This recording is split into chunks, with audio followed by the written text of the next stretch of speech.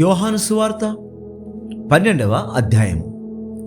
కాబట్టి యేసు తాను మృతులలో నుండి లేపిన లాజరు ఉన్న బేతనియకు పస్కా పండుగకు 6 దినముల ముందుగా వచ్చెను. అక్కడ వారు ఆయనకు విందు చేసిరి. మార్తా ఉపచారము చేసెను. లాజరు ఆయనతో కూడా భోజనం వరకు కూర్చున్న వారిలో ఒకడు. అప్పుడు మరియ మిక్కిలి విలువ గల అచ్చ జటామాంసి అత్తరు 1 సేరున్నర ఎత్తు తీసుకొని యేసు పాదములకు పూసి తన తల వెంట్రుకలతో ఆయన పాదములు తుడిచెను. ఇల్లు ఆ అత్తరు వాసనతో నిండెను. ఆయన శిష్యులలో ఒకడు, అనగా ఆయనను అప్పగింపనయున్న ఇస్కరియోతు యూద, ఈ అత్తరెందుకు 300 దేనారములకు అమ్మి బీదలకు ఇయ్యలేదనెను. వాడు ఇలాగూ చెప్పినది బీదల మీద శ్రద్ధ కలిగి కాదు గాని, వాడు దొంగై ఉండి తన దగ్గర డబ్బు సంచి ఉండినందున అందులో వేయబడినది దొంగిలించుచూ వచ్చెను గనుక అలాగూ చెప్పాను. కాబట్టి యేసు, నన్ను పాతిపెట్టు దినమునకు ఆమెను దీని నుంచుకొననీయుడి. బీదలు ఎల్లప్పుడూ మీతో కూడా ఉందురు గాని నేనెల్లప్పుడూ మీతో ఉండనని చెప్పాను. కాబట్టి యూదులలో సామాన్య జనులు ఆయన అక్కడ ఉన్నాడని తెలుసుకొని యేసును చూచుటకు మాత్రమే గాక మృతులలో నుండి ఆయన లేపిన లాజరును కూడా చూడవచ్చని. అతనిని బట్టి యూదులలో అనేకులు తమ వారిని విడిచి యేసునందు విశ్వాసముంచని కనుక ప్రధాన యాజకులు లాజరును కూడా చంపని ఆలోచన చేసిరి. మరునాడు ఆ పండుగకు వచ్చిన బహుజన సమూహము యేసు యెరూషలేమునకు వచ్చుచున్నాడని విని ఖర్జూరపు మట్టలు పట్టుకొని ఆయనను ఎదుర్కొనబోయి, జయము ప్రభు పేరట వచ్చుచున్న ఇశ్రాయేలు రాజు స్తుతింపబడునుగాక అని కేకలు వేసిరి. సియోను కుమారి, భయపడకము, ఇదిగో నీ రాజు గాడిద పిల్ల మీద ఆసీనుడై వచ్చుచున్నాడు అని వ్రాయబడిన ప్రకారము యేసు ఒక చిన్న గాడిదను కనుగొని దాని మీద కూర్చుండెను. ఆయన శిష్యులు ఈ మాటలు మొదట గ్రహింపలేదు గాని యేసు మహిమ పరచబడినప్పుడు అవి ఆయనను గూర్చి వ్రాయబడిననియు వారు ఆయనకు వాటిని చేసిరనియు జ్ఞాపకమునకు తెచ్చుకొనిరి.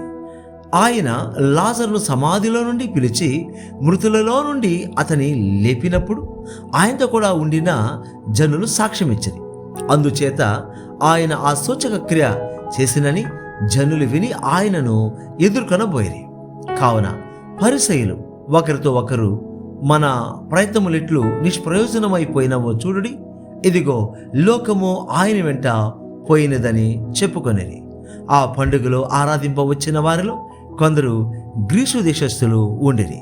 వారు గలిలయలోని బెత్సయిదా వాడైన ఫిలిప్పునొద్దకు వచ్చి, అయ్యా, మేము యేసును చూడగోరుచున్నామని అతనితో చెప్పగా ఫిలిప్పు వచ్చి అంద్రేయతో చెప్పాను. అంద్రేయు ఫిలిప్పును వచ్చి యేసుతో చెప్పిరి. అందుకేసు వారితో ఇట్లా, నేను మనిషి కుమారుడు మహిమ పొందవలసిన గడియ వచ్చి ఉన్నది. గోధుమ గింజ భూమిలో పడి చావకుండిన ఎడల అది ఒంటిగానే యుండును, అది చచ్చిన ఎడల విస్తారముగా ఫలించును. తన ప్రాణమును ప్రేమించువాడు దానిని పోగొట్టుకొనును. ఈ లోకములో తన ప్రాణమును ద్వేషించువాడు నిత్య జీవము కొరకు దానిని కాపాడుకొనునని మీతో నిశ్చయంగా చెప్పుచున్నాను. ఒకడు నన్ను సేవించిన ఎడల నన్ను వెంబడింపవలెను. అప్పుడు నేను ఎక్కడ ఉందునో అక్కడ నా సేవకుడును ఉండును. ఒకడు నన్ను సేవించిన ఎడల నా తండ్రి అతని ఘనపరచను. ఇప్పుడు నా ప్రాణము కలవరపడుచున్నది. నేనేమందును, తండ్రి, ఈ గడియ తటస్థింపకుండా నన్ను తప్పించుము. అయినను ఇందుకోసమే నేను ఈ గడియకు వచ్చి తిని, తండ్రి, నీ నామము మహిమపరచుమని చెప్పాను. అంతటా నేను దానిని మహిమపరచుతిని, మరలా మహిమపరచును అని ఒక శబ్దము ఆకాశం నుండి వచ్చాను. కాబట్టి అక్కడ నిలుచుండి వినిన జనసమూహము ఊరిమేను అనిరి. మరికొందరు దేవదూత ఒకడు ఆయనతో మాట్లాడననిరి. అందుకు యేసు, ఈ శబ్దము నా కొరకు రాలేదు, మీ కొరకే వచ్చెను. ఇప్పుడు ఈ లోకమునకు తీర్పు జరుగుచున్నది. ఇప్పుడు ఈ లోకాధికారి బయటకు త్రోసివేయబడను. నేను భూమి మీద నుండి పైకెత్తబడిన ఎడల అందరిని నా యుద్ధకు ఆకర్షించుకొందునని చెప్పాను. తాను ఏ విధముగా మరణము పొందవలసి ఉండెనో సూచించుచు ఆయన ఈ మాట చెప్పాను. జనసమూహము క్రీస్తు ఎల్లప్పుడూ ఉండునని ధర్మశాస్త్రం చెప్పుట వింటివి. మనుష్య కుమారుడు పైకెత్తబడవలనని నీవు చెప్పుచున్న సంగతి ఏమిటి? మనుష్య కుమారుడగు ఈయన ఎవరని ఆయన అడిగిరి. అందుకు యేసు, ఇంకా కొంతకాలము వెలుగు మీ మధ్య ఉండును, చీకటి మిమ్మను కమ్ముకొనకుండునట్లు మీకు వెలుగు ఉండగానే నడువుడి. చీకటిలో నడుచువాడు తాను ఎక్కడికి పోవచ్చున్నాడో ఎరుగడు. మీరు వెలుగు సంబంధులగునట్లు మీకు వెలుగుండగానే వెలుగునందు విశ్వాసముంచుడని వారితో చెప్పాను. యేసు ఈ మాటలు చెప్పి వెళ్ళి వారికి కనబడకుండా దాగి ఉండేను. ఆయన వారి ఎదుట ఇన్ని సూచక క్రియలు చేసినను వారు ఆయన యందు విశ్వాసముంచరైరి. ప్రభువా, మా వర్తమానము నమ్మినవాడెవడు? ప్రభు యొక్క బాహు ఎవనికి బయలుపరచబడెను అని ప్రవక్త యెషయా చెప్పిన వాక్యము నెరవేరినట్లు ఇది జరిగాను. ఇందుచేత వారు నమ్మలేకపోయేరి. ఎలయనగా వారు కన్నులతో చూచి హృదయముతో గ్రహించి మనసు మార్చుకొని నా వలన స్వస్థపరచబడకుండునట్లు ఆయన వారి కన్నులకు అంధత్వము కలుగజేసి వారి హృదయము కఠినపరచను అని యెషయా మరి ఒక చోట చెప్పాను. యెషయా ఆయన మహిమను చూచినందున ఆయనను గూర్చి మాటలు చెప్పాను. ఆయనను అధికారులలో కూడా అనేకులు ఆయన యందు విశ్వాసముంచిరి గాని సమాజంలో నుండి వెలివేయబడుదుమేమో అని పరిసయ్యులకు భయపడి వారు ఒప్పుకొనలేదు. వారు దేవుని మెప్పు కంటే మనుషుల మెప్పుని ఎక్కువగా అపేక్షించరు. అంతటి యేసు బిగ్గరగా ఇట్లా, నేను నా యందు విశ్వాసముంచువాడు నా యందు కాదు, నన్ను పంపిన వాని యందే విశ్వాసముంచుచున్నాడు. నన్ను చూచువాడు నన్ను పంపిన వానినే చూచుచున్నాడు. నా యందు విశ్వాసముంచు ప్రతివాడు చీకటిలో నిలిచి ఉండకుండునట్లు నేను ఈ లోకమునకు వెలుగుగా వచ్చి ఉన్నాను. ఎవడైనను నా మాటలు వినియు వాటిని గైకొనకుండిన ఎడల నేనతనికి తీర్పు తీర్చను. నేను లోకమునకు తీర్పు తీర్చుటకు రాలేదు గాని లోకమును రక్షించుటకే వచ్చి తిని. నన్ను నిరాకరించి నా మాటలను అంగీకరింపని వానికి తీర్పు తీర్చువాడొకడు కలడు. నేను చెప్పిన మాటయే అంత్యదినమందు వానికి తీర్పు తీర్చును. ఎలయనగా నా అంతటా నేనే మాట్లాడలేదు. నేను ఏమనవలెనో ఏమి మాట్లాడవలెనో దానిని గూర్చి నన్ను పంపిన తండ్రియే నాకు ఆజ్ఞ ఇచ్చి ఉన్నాడు. మరియు ఆయన ఆజ్ఞ నిత్య జీవమని నేను ఎరుగుదును గనుక నేను చెప్పు సంగతులను తండ్రి నాతో చెప్పిన ప్రకారము చెప్పుచున్నాను. నేను యోహాను సువార్త 13వ అధ్యాయం. తాను ఈ లోకము నుండి తండ్రి యొద్దకు వెళ్ళవలసిన గడియ వచ్చినని యేసు పస్కా పండుగకు ముందే ఎరిగిన వాడై లోకములో నున్న తన వారిని ప్రేమించి వారిని అంతం వరకు ప్రేమించారు. వారు భోజనము చేయుచుండగా ఆయనను అప్పగింపవలెనని సీమోను కుమారుడగు ఇస్కరియోతు యూదా హృదయములో అపవాది ఇంతకు ముందు ఆలోచన పుట్టించి ఉండెను గనుక తండ్రి తన చేతికి సమస్తము అప్పగించననియు తాను దేవుని యొద్ద నుండి బయలుదేరి వచ్చననియు దేవుని యొద్దకు వెళ్ళవలసి ఉన్నదనియు యేసు ఎరిగి భోజన పంక్తిలో నుండి లేచి తన పై వస్త్రము అవతల పెట్టివేసి యొక్క తువాలు తీసుకొని నడుమునకు కట్టుకొనెను. అంతటా పళ్ళెములో నీళ్లు పోసి శిష్యుల పాదములు కడుగుటకును తాను కట్టుకొని ఉన్న తువాలుతో తుడుచుటకును మొదలుపెట్టెను. ఇట్లు చేయిచు ఆయన సీమోను పేతురు నద్దకు వచ్చినప్పుడు అతడు, ప్రభువా, నీవు నా పాదములు కడుగుదువా అని ఆయనతో అనెను. అందుకు యేసు, నేను చేయుచున్నది ఇప్పుడు నీకు తెలియదు గాని ఇక మీదట తెలుసుకుందువని అతనితో చెప్పగా, పేతురు, నీవెన్నడూనూ నా పాదములు కడుగరాదని ఆయనతో అనెను.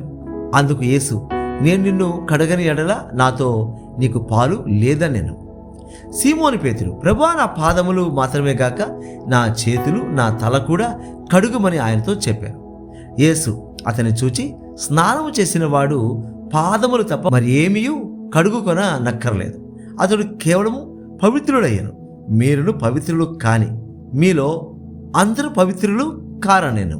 తను అప్పగించు వానిని ఎరిగెను గనుక మీలో అందరూ పవిత్రులు కారని ఆయన చెప్పారు. వారి పాదములు కడిగి తన పై వస్త్రము వేసుకొనిన తర్వాత ఆయన మరలా కూర్చుండి, నేను మీకు చేసిన పని మీకు తెలిసినదా? బోధకుడనియు ప్రభువనియు మీరు నన్ను పిలుచుచున్నారు. నేను బోధకుడను, ప్రభువును గనుక మీరిట్లు పిలుచుట న్యాయమే.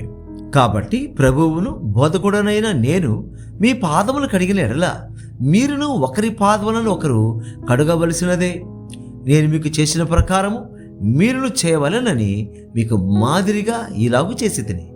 దాసుడు తన యజమానుని కంటే గొప్పవాడు కాడు, పంపబడిన వాడు తన్ను పంపిన వాని కంటే గొప్పవాడు కాడని మీతో నిత్యముగా చెప్పుచున్నాను. ఈ సంగతులు మీరు ఎరుగుదురు గనుక వీటిని చేసినడలా మీరు ధన్యులగుదురు.